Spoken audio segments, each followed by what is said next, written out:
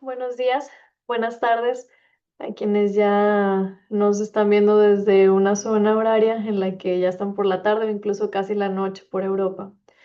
Tengo el gusto hoy de presentarles a la doctora Andrómeda Ivette Valencia Ortiz. Es doctora en Psicología de la Salud por la UNAM.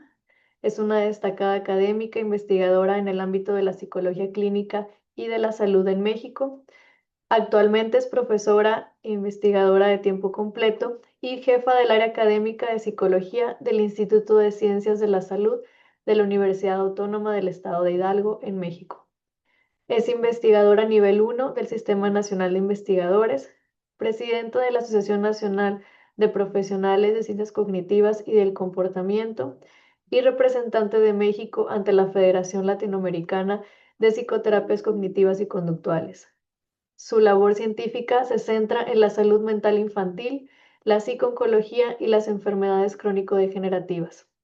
Es autora de numerosos libros y autores científicos y artículos científicos, creadora del programa de intervención El juego del optimismo y responsable de la estandarización nacional de importantes pruebas psicométricas como el WISC-5 y el MMPI-3. Adelante, doctora Andrómeda. Muy buenos días. Primero, pues quisiera agradecer al comité organizador de este importante evento la oportunidad de poder compartir con ustedes el día de hoy esta charla y poder contribuir de esta manera a un tema tan relevante como es la atención tanto a los problemas de salud mental como al tema pues de la obesidad infantil, que es un tema pues de importancia mayúscula y que nos compete a todos abordar desde nuestras diferentes trincheras. Entonces, bueno, pues muchas gracias, doctora Patti, por la gentil presentación. Y pues como les decía, el día de hoy me gustaría platicar con ustedes sobre el tema justamente del bienestar a la acción, cómo nos podemos mover a partir de comprender mejor ciertos mecanismos y en este caso en particular el papel de la autorregulación en la salud mental y cómo este influye en nuestros estilos de vida saludables. Así que primero, pues muchas gracias por acompañarme. Y bueno, pues me gustaría iniciar, además de darles la bienvenida, reforzar mucho esta idea de que en muchas ocasiones tratamos de encontrar alguna estrategia, alguna solución para estos problemas de salud mental que nos aquejan y que en estos días, pues en nuestra vida y el ritmo de vida que tenemos, pues va generando también mayor vulnerabilidad y mayores condiciones de desafíos. No es un tema menor el hablar de las condiciones que hemos estado viviendo en los últimos años en ciudades o en países en donde tenemos que enfrentar condiciones de desigualdad, en donde tenemos también condiciones sociales que llegan a ser todo un reto para las familias y en particular para los niños y niñas. Pero bueno, me gustaría aterrizar un poco que entre esos desafíos vamos a encontrar que en los últimos años la tendencia que tenemos es a la inmediatez, a que los jóvenes, a que los niños empiecen a aprender que las cosas se dan demasiado rápidas con un flujo muy veloz en el cambio y en las actitudes. Por ejemplo, el simple hecho de que ahora estemos más conectados y que tengamos la oportunidad de estar en diferentes lugares del mundo justo en este momento compartiendo esta actividad, pues es una gran ventaja que nos da la tecnología. Sin embargo, también la exposición prolongada ha generado que tengamos de repente una idea equivocada sobre lo que es la vida real y para muchos de nuestros niños y jóvenes hay un aprendizaje de que las cosas son momentáneas y que tienen que ser y que tienen que darse con una gran velocidad, prácticamente sin que nosotros podamos decidir el papel que tenemos. Un ejemplo de esto está en el uso, por ejemplo, de las redes sociales como TikTok, en donde vamos a encontrar que rápidamente necesitas tomar la decisión de si te enganchas con esta imagen o si en 3 segundos necesitas cambiar a la que sigue, generando en el cerebro una expectativa importante y cambios a nivel de neurotransmisores, lo que hace que esta actividad resulte muy enganchante, muy reforzante para los jóvenes, para los niños. Y de esta misma manera, pues son espacios propicios para la comparación, para esta expectativa sobre cómo es mi vida con respecto a la de otras personas.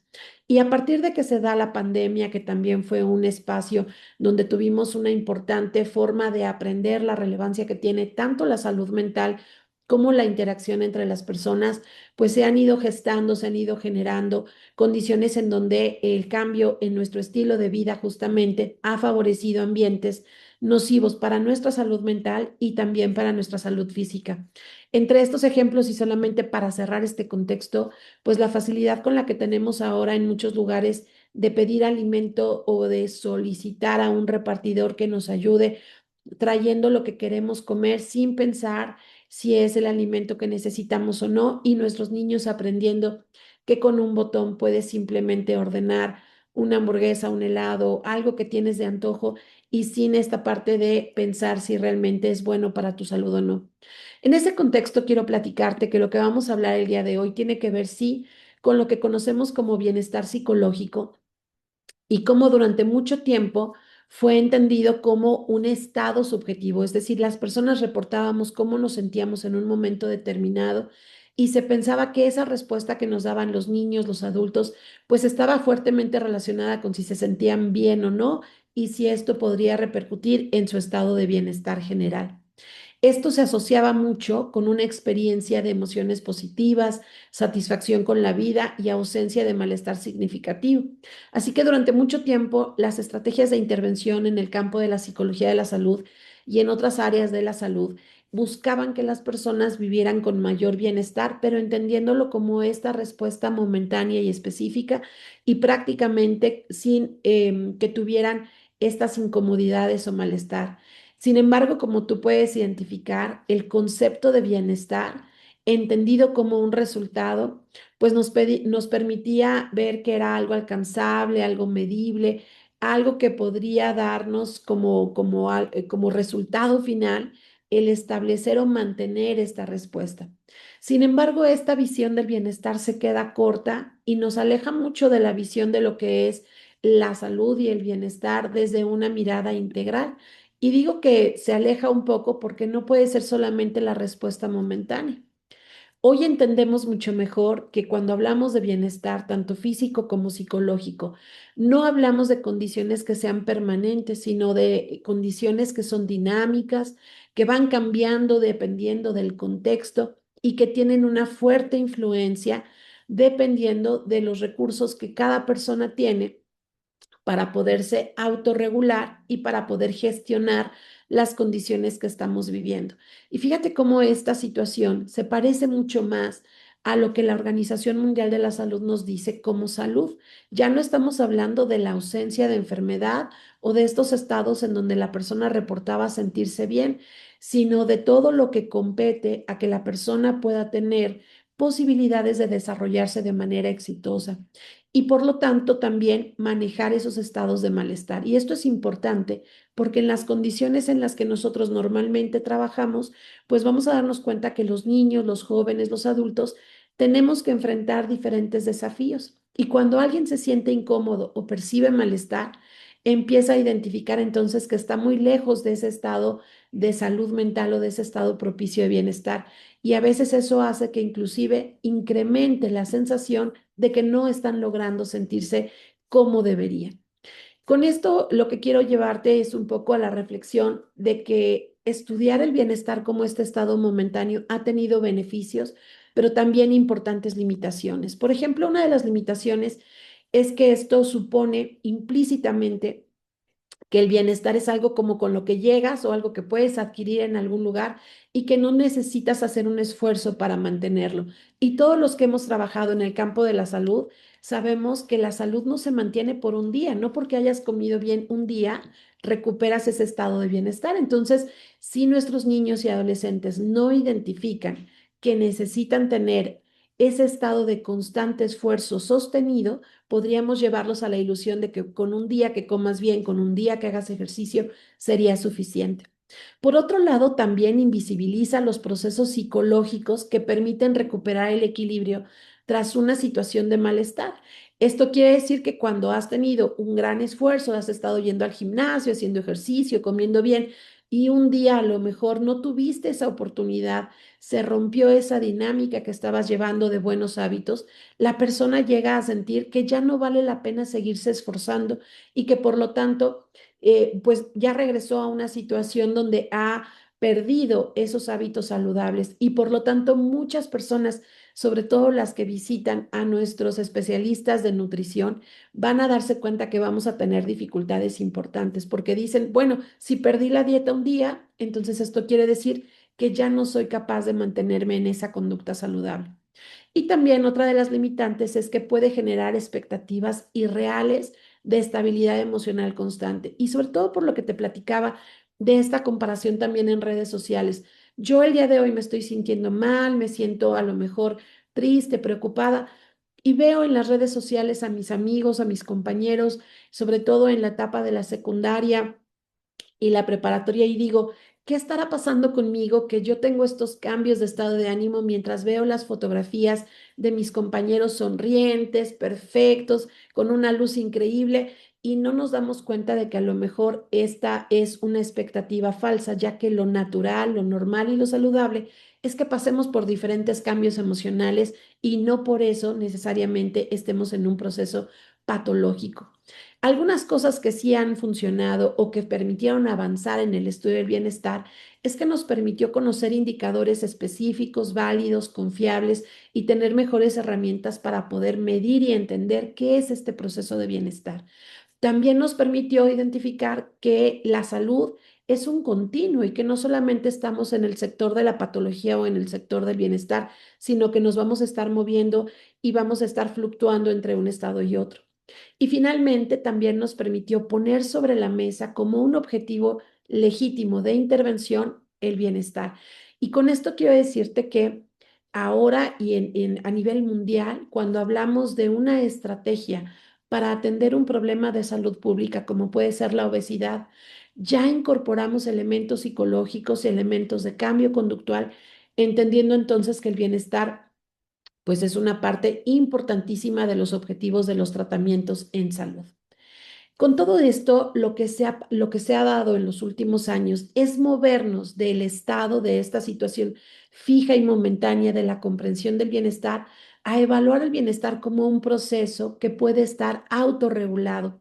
Y aquí es donde creo que nosotros podemos aportar muchísimo como especialistas en diferentes áreas de la salud, porque ya podemos entender ahora el bienestar como un proceso activo de autorregulación mediante el cual las personas van a monitorear, ajustar, reorganizar sus pensamientos, sus emociones y sus conductas frente a diferentes demandas del contexto, tanto internas como externas. Y entonces aquí ya podemos entender por qué de repente nos puede costar más trabajo acercarnos a estos estados de bienestar o cuáles pueden ser las limitantes que pueden tener los niños, los adolescentes e inclusive nosotros como adultos, porque no solamente estamos hablando de un estado momentáneo, sino también de esta parte tan importante de hacer todo este proceso de identificar dónde estoy y hacia dónde quiero llevar mi estado de salud. Por otro lado, podemos ver que este bienestar, ya como un proceso autorregulado, va a incorporar diferentes elementos que nos pueden servir inclusive para hacer estrategias de intervención mucho más efectivas y eficaces. Primero, porque el bienestar no implica la ausencia de estrés, de tristeza o de ansiedad. Y cuando trabajamos con nuestros usuarios, podemos enseñarles que aun cuando estamos moviéndonos hacia conductas que van en favor de la salud o de la salud física o mental, eso no implica que no vamos a vivir momentos de dificultad y esto también para nosotros es muy importante, sobre todo, por ejemplo, con los pacientes que tienen problemas de consumo de alimento vinculado con el estrés, sobre todo aquellos que ustedes identifican o que hemos escuchado que comen por ansiedad o que comen o dejan de adherirse a las recomendaciones cuando se sienten muy estresados. Entonces, no les podemos pedir que solo coman bien si no tienen estrés, sino más bien que aprendamos a regular nuestros patrones de comportamiento aun cuando nos sentimos estresados o con alguna emoción muy intensa. El segundo elemento que me parece también muy importante de compartirte es que el bienestar como proceso implica la capacidad de responder funcionalmente al malestar. Entonces ya decíamos, no podemos evitar que la gente se estrese, se sientan presionados o ansiosos, pero sí podemos enseñarles qué hacer ante esas situaciones. Y el tercer elemento es que el bienestar se sostiene en habilidades psicológicas que se pueden entrenar y no solo en rasgos o características disposicionales. Esto quiere decir que no tienes que preocuparte si a lo mejor te ha costado más trabajo alcanzar esos niveles de bienestar. Lo que es importante comprender es que los podemos desarrollar y por lo tanto se convierten en habilidades psicológicas que pueden incorporarse en nuestras estrategias de intervención. Con estos elementos, entonces podemos entender que el bienestar se va construyendo en la interacción entre la persona y su contexto a través de diferentes momentos o ciclos de ajuste y de aprendizaje. Y esto es muy importante porque cuando nosotros platicamos con los usuarios de programas que implican ajustes hacia los hábitos de vida más saludables, muchas veces las personas reportan sentirse frustrados, sentirse mal de no haber alcanzado esa expectativa saludable o de bienestar que les han recomendado. Acabamos de pasar justamente diciembre, no hace mucho, creo que todavía hasta el 31 de enero se vale todavía desearnos un feliz año nuevo, enfocarnos en todas estas cuestiones que veníamos pues muy motivados de hacer este cambio de ciclo. Y tú te acordarás, y si no, yo creo que esto no es exclusivo de México, sino que lo podemos ver en diferentes países de América Latina y del mundo, que justamente cuando vamos a cerrar el año, empezamos con los propósitos de año nuevo pensando, voy a comer bien, voy a ir al gimnasio, los gimnasios empiezan a recibir muchísimas solicitudes para inscribirnos, pasa enero, pasa febrero y la conducta tiende a disminuir y no la mantenemos. Y es ahí cuando las personas empiezan a identificar que seguramente no están alcanzando esos niveles de bienestar. Pero ahora lo que entendemos es que podemos enseñar y trabajar con que son procesos de aprendizaje fluctuantes. A lo mejor a ti no te va a convenir inscribirte a un gimnasio porque no tienes el tiempo necesario para poder trasladarte y acudir a este espacio, o a lo mejor porque los recursos económicos no te lo van a permitir. Pero sí es importante que si tú tienes la intención de hacer ejercicio como parte de tus propósitos de bienestar, pues a lo mejor el simple hecho de bailar, de cantar, de hacer tus actividades dentro del hogar como un elemento de activación física pueden ayudarte a mantener ese proceso de ajuste y de aprendizaje. Con esto también lo que quiero enfatizar es que los procesos de bienestar no son inflexibles y es muy importante también enseñarlo desde que estamos muy pequeños, porque en muchas ocasiones lo que vamos a tener que enfrentar principalmente es la frustración de no poder alcanzar estas expectativas que a veces son poco realistas. Por lo tanto, el bienestar no solo es lo que sentimos cuando todo va bien, sino también lo que somos capaces de hacer cuando las cosas no nos están funcionando o cuando tenemos que enfrentar distintos desafíos. Y creo que si habría algo que me gustaría dejar de esta charla, sería justamente este punto, que logremos que las personas cuando entran en procesos de cambio conductual hacia ajustes de estilos de vida más saludables, no les digamos que tienen que alcanzar una meta que poco a poco van a ir logrando, sino más bien enfatizar este aspecto del proceso para alcanzar esa meta y no que esperen que solamente hasta que se baje de peso o hasta que hayan llegado a ser a lo mejor deportistas o atletas de alto rendimiento, pues están logrando esa meta, sino estos pequeños elementos que conforman y que nos permiten alcanzar. Y aquí es donde entra la parte de la autorregulación. Cuando hablamos de que el bienestar es un proceso, entonces necesitamos entender cuál va a ser este mecanismo, cuál va a ser esta pieza que nos va a ayudar a hacer lo posible. Y aquí la literatura y la investigación nos lleva a identificar que lo que nos ayuda a lograr esta parte es justamente la autorregulación como el eje central del cambio conductual hacia el bienestar. Y la autorregulación nos va a ayudar a permitir que las personas puedan inclusive activar la parte emocional ante el estrés, generando también regulación emocional, que es un componente fundamental para la toma de decisiones. Que la persona pueda identificar qué situaciones le disparan o le activan ciertas emociones, cómo es que las está percibiendo, qué características tienen la respuesta fisiológica que le acompaña y qué situaciones conductuales está activando una vez que siente esta emoción. Entonces, la regulación emocional también va a estar muy ligada con este beneficio para iniciar el cambio hacia estilos de vida más saludables.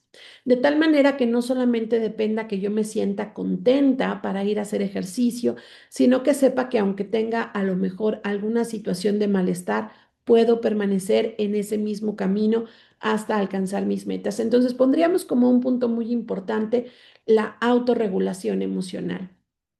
Y como tal, cuando hablamos de autorregulación, pues estamos hablando justamente de esta capacidad que cada persona tiene para poder monitorear, evaluar y modificar, pero con la intención, es decir, de manera intencional, sus respuestas a nivel cognitivo de pensamientos, la intensidad y frecuencia de sus emociones y la parte que nos interesa también muchísimo, el despliegue de comportamientos específicos. Ahora ya muy encausados a dirigirlos hacia metas personales que vayan también acorde a sus propios valores a corto y largo plazo y que se puedan ajustar de manera flexible a ese contexto específico en que las personas viven.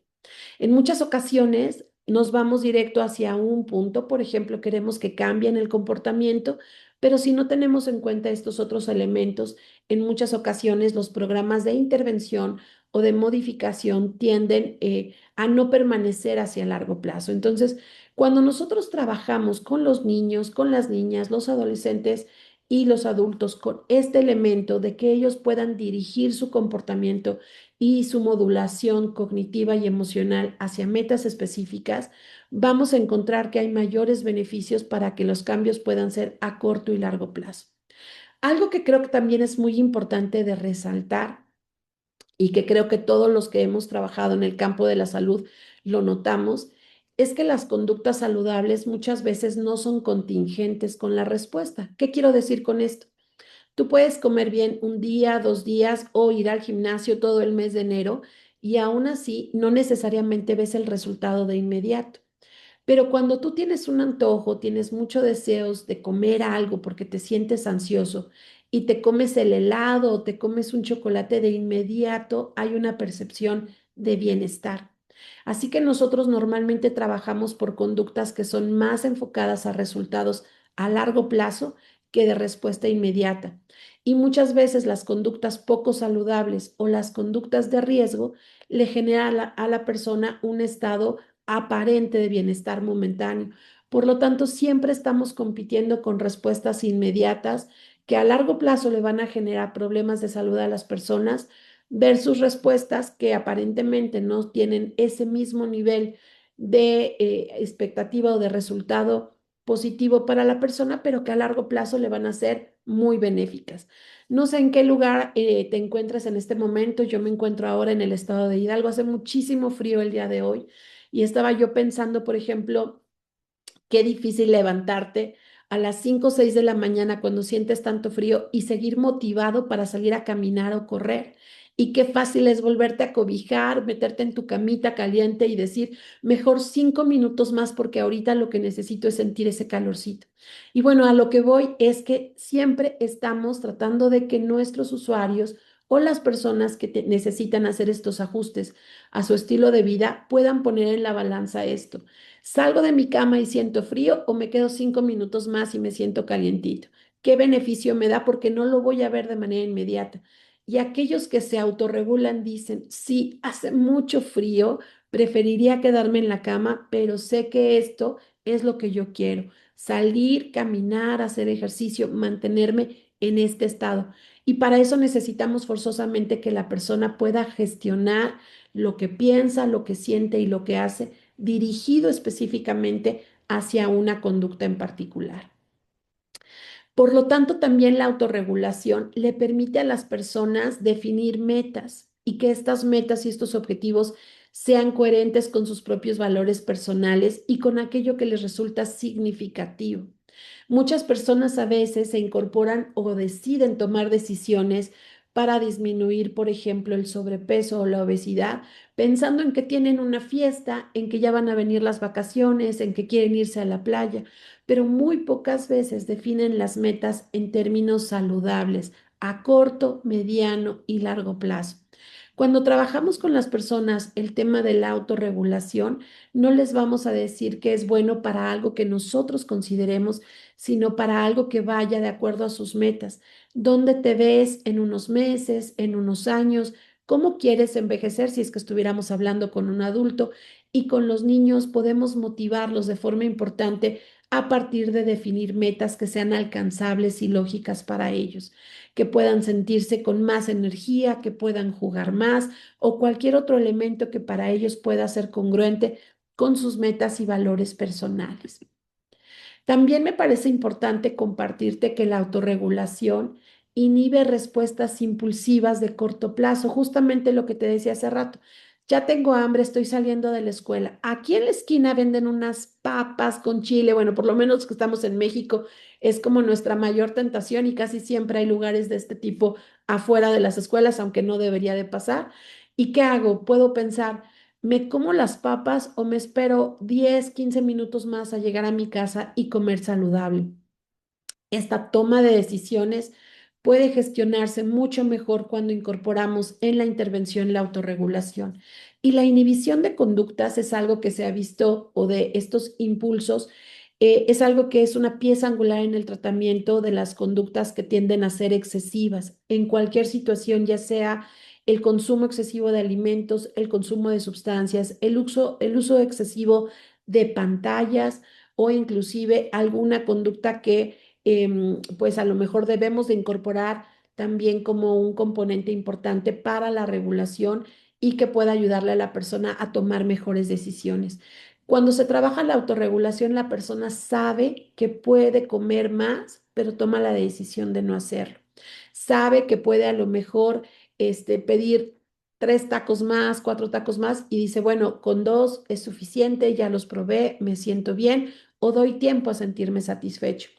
Estas respuestas impulsivas están controladas por las funciones ejecutivas que van a ayudarnos a anticipar, planear, tomar decisiones e incluso regular nuestras emociones. Y lo que se ha visto es que en muchos pacientes que tienen problemas de control inhibitorio, las funciones ejecutivas no están completamente desarrolladas o están también inmaduras. Y en el caso de los niños y los adolescentes, por su naturaleza y por su proceso de desarrollo, todavía las funciones ejecutivas no han alcanzado su momento más alto de maduración. Por lo tanto, es normal que tengan comportamientos impulsivos. Ahí es donde entran otros factores también a nivel conductual que le ayuden a los niños a evitar respuestas impulsivas. Entonces, por ejemplo, la doctora Judith Beck tiene un programa, ella es una persona que trabaja muchísimo en el campo de la terapia cognitivo-conductual y tiene un modelo para ayudarle a las personas a regular el impulso de comer y les dice, por ejemplo, ¿quieres comerte otro pan? Sí, pero antes vamos a hacer una conducta que te ayude a estabilizarte. Por ejemplo, ¿qué te parece si antes de ir por una segunda dona, un segundo pan, vas, te pintas las uñas, te pasas 2 capas de pintura en las uñas, esperas a que se te sequen y después preguntas si quieres todavía comer el pan? Lo que está haciendo es incrementar el costo de la respuesta y esto es muy interesante porque los pacientes cuando hacen esto, cuando se dan cuenta ya no tienen ese impulso de ir por otro bocadito, sino que ya ha pasado ese deseo y esa respuesta impulsiva se ha controlado y pueden tener entonces una mejor toma de decisiones. Claro que esto que te estoy contando es solamente un ejemplo, pero me parece interesante que a veces lo que necesitamos es aprender a controlar los impulsos. Y bueno, la autorregulación también te va a permitir mantener conductas alineadas con objetivos de salud y bienestar a largo plazo. No solamente es la recompensa inmediata, sino identificar qué de lo que estoy haciendo hoy me ayuda a alcanzar las metas del futuro y algo que nos interesa mucho es el mantenimiento de esas conductas. No queremos que la persona las realice un día, 2 días, una semana, sino que se establezcan como hábitos. Y bueno, pensemos un poco también en que el bienestar también nos va a permitir reajustar estrategias cuando el contexto cambia. ¿Qué quiere decir esto? Que a lo mejor yo ya me había habituado, había desarrollado ciertas competencias conductuales en un ambiente y en un contexto particular. Por ejemplo, cuando trabajaba en un lugar y mi casa me quedaba muy cerca y yo podía pues aguantar esos 20 30 minutos hasta llegar a comer a mi casa, pero ahora estoy en otro espacio, ya no tengo esa facilidad. Ahora, ¿qué puedo hacer para mantener esas conductas saludables aun cuando el contexto cambie? Y en el caso de los niños, a veces el pasar de la primaria a la secundaria, el hecho de que tus papás ya no te preparen o te manden el lunch o el almuerzo a la escuela, sino que tú tengas que tomar la decisión de que el dinero que te dan, para qué lo vas a usar y cómo lo vas a invertir, qué te vas a comprar para comer, pueden ser buenos ejemplos de cómo los niños y los jóvenes necesitan ajustar estas estrategias cuando su contexto o su ambiente cambie. Y bueno, con todo esto que te he platicado, me gustaría como enfatizar que lo que se ha hecho en los últimos años es cambiar de visión y ahora incorporar la autorregulación como un componente que le va a abrir la puerta al autocuidado. ¿Y cómo es que aparece aquí el autocuidado? Porque cada una de estas decisiones sobre qué haces y no haces van a ser decisiones individuales. Por lo tanto, se puede concebir también el bienestar como un proceso que implica justamente pasar de esta lógica pasiva como pues en algún momento me voy a sentir bien, en algún momento aparecerá ese estado de bienestar, a una lógica que es mucho más activa, que es qué estoy haciendo que me permite alcanzar ese estado de bienestar. Y bueno, te decía que esto le abre la puerta al autocuidado y a mí me parece que es importantísimo, sobre todo cuando estamos en los procesos de desarrollo en la infancia y adolescencia, porque esto implica una autoconciencia, implica también procesos de autocompasión, que implica justamente el ser amable conmigo mismo, el tomar decisiones que me van a beneficiar y que se puedan utilizar a partir de estrategias personales para lograr alcanzar ese equilibrio. La verdad es que en muchas ocasiones, y si aquí en la sala estamos reunidos personas que somos papás o mamás, pues tú sabrás que muchas veces te la pasas diciéndole, sobre todo en estos días de frío, ponte el suéter o ya vete a dormir o cepíllate los dientes, que son conductas que queremos que ellos hagan. Pero algo que es muy importante es cuando ellos mismos identifican el beneficio que tiene el que yo me cepille los dientes, el beneficio que me da el salir abrigado a jugar o el beneficio que me da el elegir un alimento que es más saludable para mí, de tal manera que no necesitemos estar con este sonido externo de decirles qué hacer, sino más bien ayudarles a tomar decisiones que les permitan ponerse como prioridad qué es lo que a mí me beneficia y qué es lo que me permite sentirme en ese estado de bienestar. Cuando se incrementa el autocuidado y vemos que los niños, jóvenes e inclusive nosotros como adultos tomamos decisiones menos impulsivas, consideramos las consecuencias a corto y largo plazo, empezamos a ver que se empiezan a desarrollar y madurar mejor las funciones ejecutivas. Y por lo tanto, el autocuidado, cuando tú ves a alguien que puede tomar esta decisión, es alguien que tiene un buen uso de estos elementos que son fundamentales. A nosotros como profesores universitarios nos toca mucho ver a nuestros alumnos, sobre todo si llegan a ser foráneos, que tuvieron que moverse de su lugar de residencia con sus padres a otro espacio. Nos toca mucho ver este tipo de desafíos en donde vamos a tener que identificar, por ejemplo, si toman la decisión de quedarse más tiempo en la fiesta o de ponerse a estudiar o de dormirse temprano. Y a veces las decisiones no son tan fáciles, pero las funciones ejecutivas van a permitirles decir, oye, hoy es jueves, mañana tengo que llegar temprano a la escuela, tengo examen, si me quedo en la fiesta o bebo alcohol, me voy a sentir más cansado, voy a tener estas consecuencias y empiezan entonces ellos a balancearlo. Pero esa toma de decisiones, ese control de impulso y esa planeación anticipatoria hacia lo que va a suceder se va dando si justamente el lóbulo frontal y esta zona donde viven y se activan las funciones ejecutivas va madurando de manera adecuada. Y si queremos que lo hagan, el autocuidado es una excelente forma de ayudar este gimnasio cerebral para que se puedan consolidar. Otro elemento importante que vamos a ver es que el autocuidado se va a manejar como esa expresión conductual de la autorregulación. Algo que queremos que suceda es justamente que el autocuidado nos permita ver de forma conductual si se está presentando o no esta conducta de autorregulación. Entonces, una forma de observar cómo se está generando ese proceso de autorregulación es justamente con el autocuidado. Y bueno, vamos a ver entonces que el autocuidado ya nos acerca más a otro de los ejes centrales de nuestra conversación el día de hoy, que es la presencia justamente de estilos de vida saludables.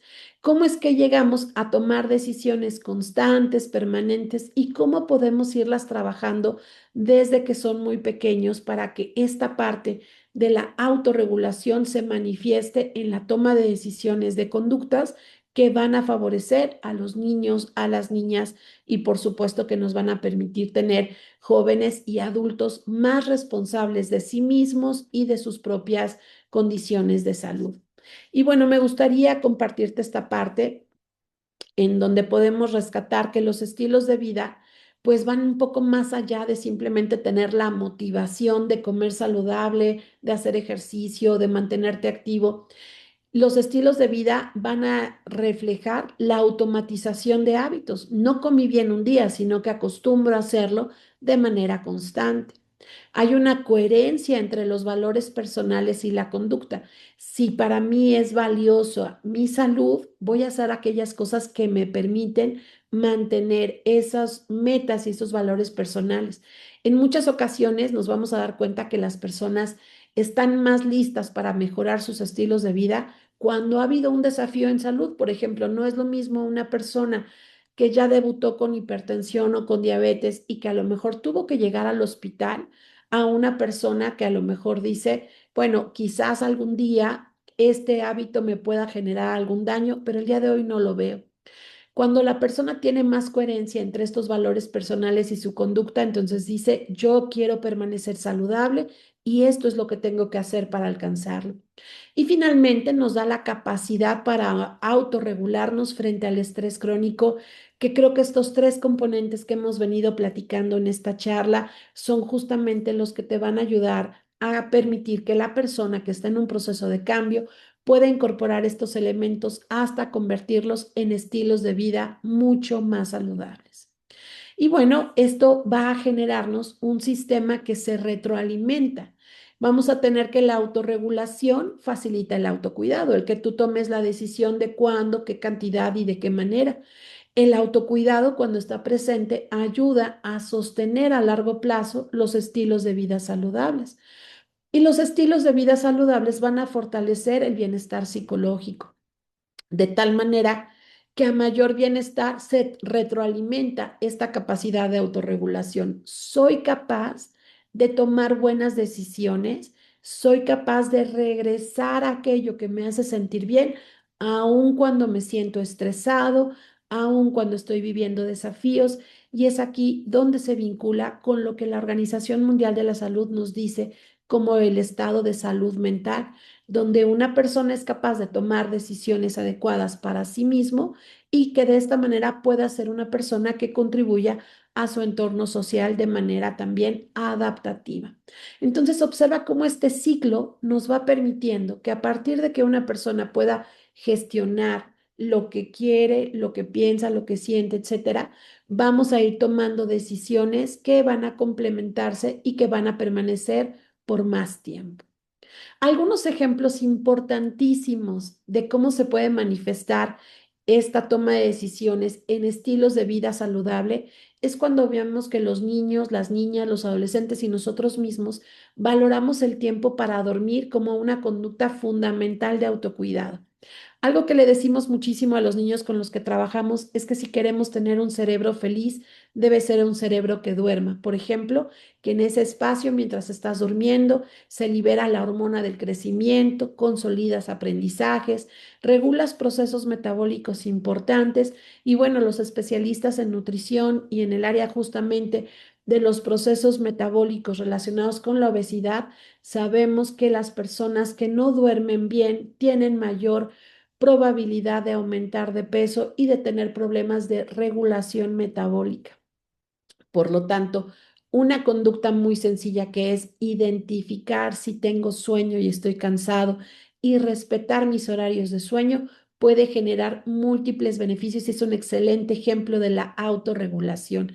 quiero ver otro programa, ya empezó en automático el siguiente episodio y cuando me doy cuenta son las 2, 3 de la mañana porque quería ver qué seguía en esa serie que está tan interesante, o reconozco que ya estoy cansado, que mi cuerpo requiere un espacio de reparación y apago la televisión o la pantalla. Y esto se trabaja con los niños no solamente por el horario de dormir, sino por identificar qué te está pidiendo tu cuerpo en este momento. Otro elemento importante es trabajar con las personas la regulación emocional. Y la regulación emocional implica que sepas en qué momento hacer una pausa, en qué momento hacer una respiración profunda, en qué momento debes de aislarte para reconectar con la intensidad de la emoción que estás viviendo y poderla gestionar. Por ejemplo, tomarte un minuto para escuchar una canción que te gusta y que eso te permita regular tu emoción.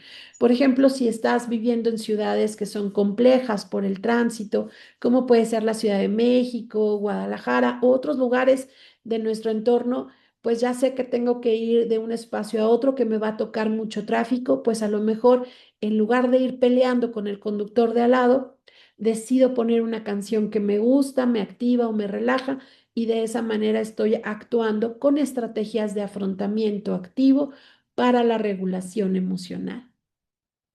En otros casos, estas estrategias de autorregulación y de autocuidado implican que nuestros niños, nuestros adolescentes y nosotros mismos seamos capaces de utilizar estrategias creativas que nos van a llevar a reflexionar sobre la posibilidad de tener pensamiento reflexivo y ser pues más abiertos a las condiciones cambiantes del entorno. Y esto, por ejemplo, se los podemos enseñar a partir de generar respuestas adaptativas a problemas que de repente tenemos en nuestro entorno. Y si la persona tiene la opción, por ejemplo, de pedir una pizza o abrir el refrigerador y ver qué ingredientes tiene, ser creativo, inventar una nueva receta y buscar esos componentes que ya sabe sobre las pautas de una alimentación saludable, pues lo que estamos haciendo es convertir un problema en una oportunidad para integrar la creatividad, solucionar problemas y hacerlos enfocados hacia mantener ese estado de salud que queremos nosotros en nuestros niños y nuestras niñas. También algo que es fundamental es trabajar con ellos en esta parte de la autorregulación, el autocuidado, el que cada oportunidad que tengas cuando algo no te sale bien sea una excelente oportunidad para poner en práctica todas tus estrategias de autorregulación. Respirar profundo, buscar ayuda, pedirle a alguien que te pueda orientar sobre lo que necesitas, pero no enseñarles que tienen que ser perfectos, sino enseñarles que la parte más importante no es que no sintamos frustración, sino el cómo nos adaptamos y cómo buscamos resolverlo, de tal manera que no necesitemos salir corriendo a comer algo, que no necesitemos tomar una decisión impulsiva o alguna conducta que pueda ser de riesgo para nuestro propio beneficio. Otro elemento importantísimo de la autorregulación y el autocuidado es que facilita que la interacción social también se dé de manera adecuada y oportuna. A veces también uno de los retos más grandes que vamos a encontrar es que en general, pues no podemos pedirle a los niños que aprendan a autorregularse cuando están en contextos y en ambientes sociales completamente desregulados. Pero cuando ellos están con otros significativos que también generan pautas de autocuidado y pueden estar conviviendo y compartiendo tiempo con personas que también saben cuidar de sí mismos, vamos a encontrar entonces que las redes sociales, no las digitales, no cuántos contactos tienen, sino las personas con las que conviven, van a gestionarles y van a ayudarles a tener más respuestas que son favorables. Ya en algunos estudios a largo plazo sobre qué genera bienestar a las personas, una de las piezas claves es tener amigos, convivir con los amigos y contar con personas con las que podemos resolver o sentirnos apoyados a largo plazo. Y eso también es parte de la autorregulación, porque realmente es muy fácil enojarnos con nuestros amigos, con nuestros seres queridos, y en este sentido es una competencia importantísima también de trabajar con los niños y niñas. Y Cinco. otros aspectos, gracias, y algunos otros aspectos básicos que vamos a encontrar, como el que puedas disfrutar de aspectos de tu vida cotidiana, por ejemplo, compartir tiempo con tu mascota, con la liberación de oxitocina y con el beneficio de que inclusive salir a caminar con tu perro puede ser esa actividad física que estabas buscando. De tal manera que cuando nosotros observamos las personas que se mueven, que tienen estos cambios conductuales, pues tienden a reportar mayor bienestar y es justamente lo que queremos encontrar con los niños y las niñas. Y bueno, me gustaría cerrar esta charla hablando de que puedes incorporar actividades que disfrutes para que puedan ser autorreforzantes y que te permitan mantenerte en ese estado de bienestar. Y aquí, pues, disfrutar muchísimo del comer. Aquí, una de las cosas que creo que es la más importante es enseñarle a los niños y a las niñas las ventajas que tiene el hacer una ingesta de alimentos pausada, que pueda ser con conciencia plena, que ayuda muchísimo a la autorregulación y a la identificación de qué tan satisfecho está cuando está comiendo. Vamos a cerrar entonces con estas estrategias que también incluyen identificar que los más jóvenes y los más grandes tienen múltiples beneficios por el autocuidado, las personas que se perciben saludables, que tienen todos estos elementos que ya hemos comentado. Y bueno, las personas que reportan emociones positivas, que es prácticamente estas últimas tres imágenes que te he pasado como un resumen de lo que hemos estado platicando. Hoy le agregaría también que las personas con una buena autorregulación también son capaces de generar estrategias de autocuidado y también tienen conductas proambientales, lo cual ayuda muchísimo a la gestión de emociones. Y bueno, cerremos entonces con que estas respuestas adaptativas de bienestar y autocuidado las podemos entrenar, pueden ser aprendidas y finalmente la autoimagen, la percepción que tienes de ti mismo siendo capaz de cuidar de ti, ayuda muchísimo a que estos cambios se mantengan. En la infancia, la autorregulación y los estilos de vida empiezan a enseñarse como pautas a largo plazo y puede ser favorable que desde los cuidadores, los maestros y por supuesto nosotros como equipo de salud abordemos estos elementos con los niños y niñas desde edades muy tempranas. Aquí te dejo un ejemplo de algo que hemos hecho en investigación nosotros con este modelo relacional. Puedes poner solamente este título y te aparece este libro.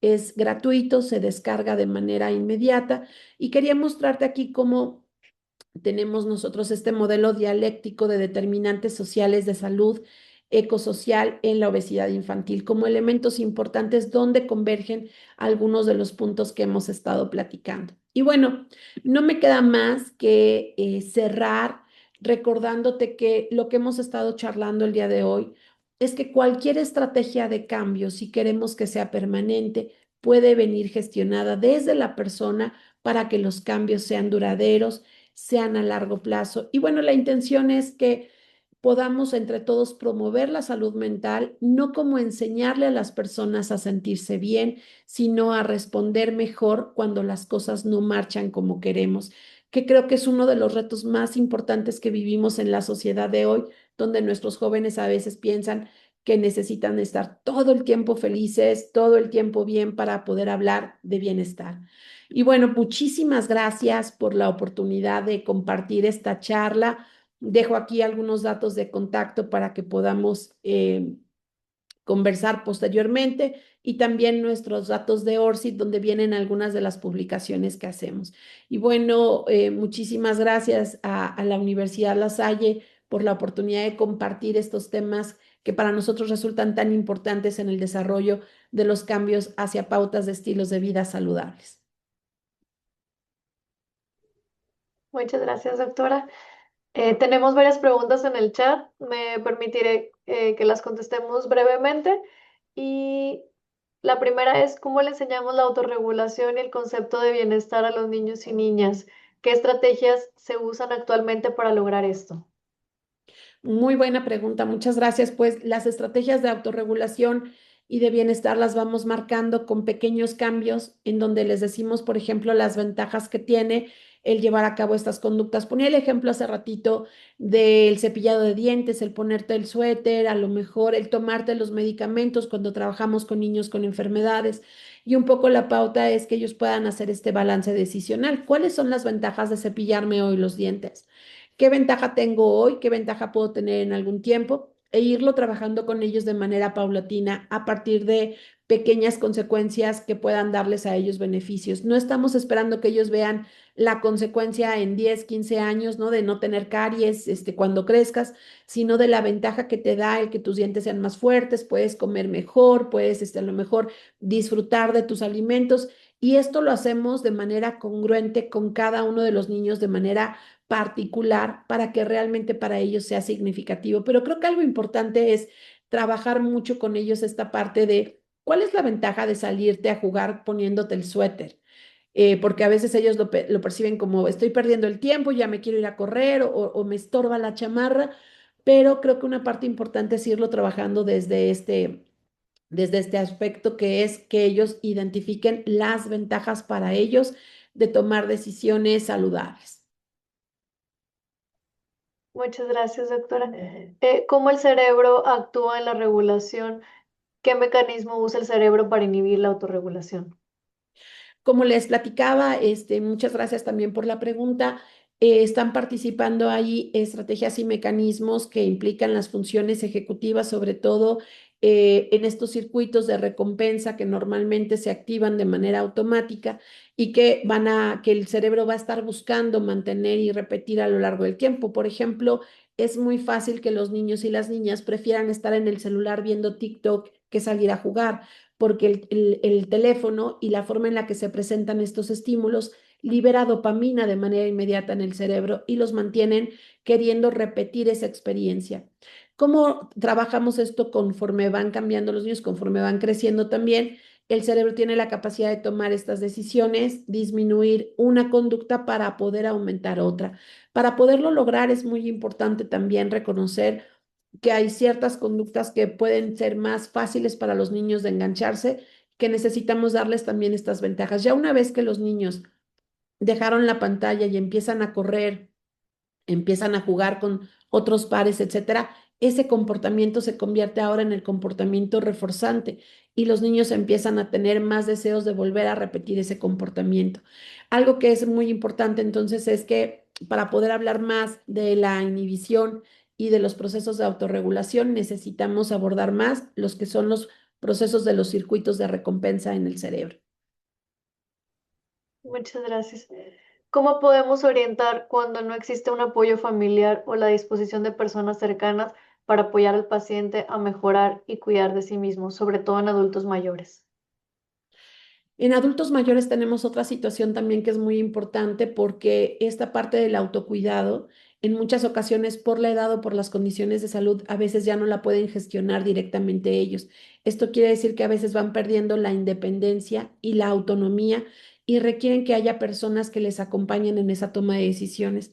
Algo que se ha visto que es muy bueno es permitirles a ellos tomar decisiones de manera que ellos también se sientan parte activa de ese proceso de autocuidado. Algunos adultos mayores ya no pueden comer todos los alimentos, pero dentro de los que pueden comer podemos decirle, está la opción A, la opción B y la opción C. ¿Cuál te gustaría comer el día de hoy? Y entonces ellos participan activamente en esa toma de decisiones.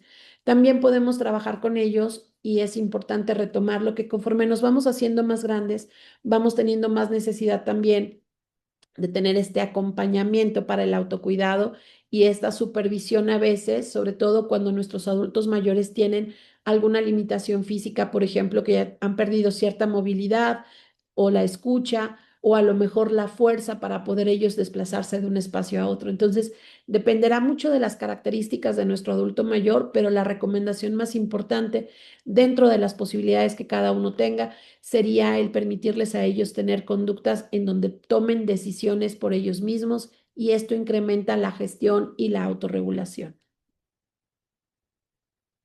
Y ya para cerrar, tenemos una pregunta. Dice, desde el punto de vista docente, la autorregulación es muy importante para el desarrollo de las personas e incluso para fortalecer otras habilidades que nos permiten tomar mejores decisiones. ¿Qué criterios o habilidades principales intervienen en el proceso de autorregularnos? Bueno, en el proceso de autorregular nos va a ser muy importante que identifiquemos la situación, lo que estamos pensando, lo que estamos sintiendo y el tipo de comportamiento que tenemos para poder tomar esta decisión. Pongo un ejemplo muy pequeñito, ¿no? Si los niños van regresando, y sobre todo por la cuestión del espacio docente, ¿no? Para poner el ejemplo en el aula. Cuando los niños regresan de vacaciones, llevan muchas semanas de haberse desvelado y necesitamos un par de semanas para que se vuelvan a regular sus hábitos de sueño. Las primeras semanas vamos a tener a los niños más inquietos, pero ahí, por ejemplo, una parte de autorregulación y que podemos trabajar desde el aula es que ellos puedan reconocer que no es que estén enojados o irritables o que quieran pelear con sus compañeros, sino que están cansados y tienen sueño. Entonces, ¿cómo se siente tu cuerpo? ¿Qué necesitas en este momento y qué podemos hacer para sentirnos mejor? Entonces, hoy cuando lleguemos a casa, vamos a intentar dormirnos un poco más temprano para que el día de mañana tengamos más energía y no tengamos esta sensación de irritabilidad, que no es que estemos enojados, sino que estamos cansados. Este ejemplo, que es muy sencillo y ahora lo pongo como muy resumido, es un poco para esta cuestión de que a veces confundimos bien en los niños agresivos y en realidad tienen sueño y que el niño pueda identificar, ay, ¿cómo me siento cuando no duermo bien? Lo que me conviene es mejor descansar y poder tener los beneficios de que al día siguiente pues pueda jugar con mis amigos, no tenga problemas y pueda rendir más en las actividades que me gustan. Pero bueno, dependerá mucho de la conducta, el tipo de pautas que vamos a enseñarle al niño para la regulación. Muchas gracias por toda su retroalimentación. Nos piden en el chat si pudiera compartirnos en un momento más el libro que comentó, la liga para descargarlo, para poderlo leer. Claro que sí, con mucho gusto. En un momento la compartimos. Muchas gracias. Y ahorita en pantalla va a aparecer eh, el reconocimiento. Muchas gracias. Agradecemos mucho la plática. Creemos que ha sido un proceso muy enriquecedor. Tanto las preguntas que nos estuvieron haciendo, que complementaban toda la información y los diversos ejemplos que se estuvieron abordando. Muchas gracias, doctora, por haber tenido este espacio en su agenda para poder acompañarnos aquí en el seminario. Y tenemos ahí en la vista en pantalla el certificado, la constancia que tenemos de firma. No pasa nada, firmada desde la Universidad de Riga, que es la encargada de todo este proyecto ante Erasmus y todas las universidades colaboradoras que estamos en a lo largo de esta trayectoria de los 3 años. Y ahora sí, ya en pantalla pueden ver el código QR. También está en el chat el registro para su asistencia a esta conferencia y también la retroalimentación y algunas dudas que puedan tener que le podamos hacer llegar a la doctora en caso de que existieran. Muchísimas gracias. Les agradezco a todos por su atención y por la gentil invitación y pues les mando un abrazo y muchísimas gracias por compartir este espacio.